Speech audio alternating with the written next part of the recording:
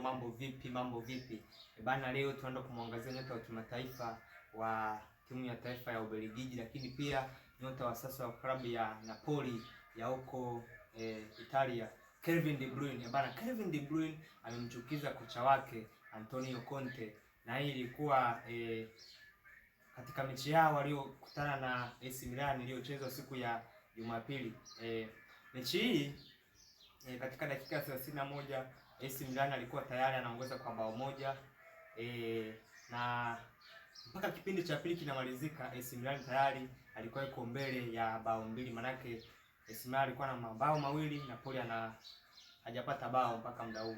Walivyorudi kipindi cha pili, basi Napoli wakaweza kupata penalti dakika ya 60 na Kevin De Bruyne akaweza kufunga goli. Manake alipiga mkwaju wa penalti, wakaweza kupata goli Napoli, manake ikaweza kuwa 2-1.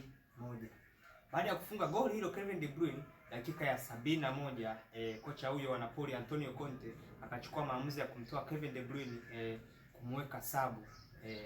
Sasa hichi kitendo kimeweza kumchukia sana Kevin De Bruyne, na kuprovoke mbele ya kocha huyo wa timu hiyo ya Napoli, akaongea maneno ambayo hayakumpendeza kocha huyo, na hichi kitendo kimeweza kumchukiza sana kocha wa Napoli Antonio Conte, na kusema kwamba ingefaa Kevin De Bruyne achukizwe na kupoteza mechi hiyo na sio jambo jingine lolote lile.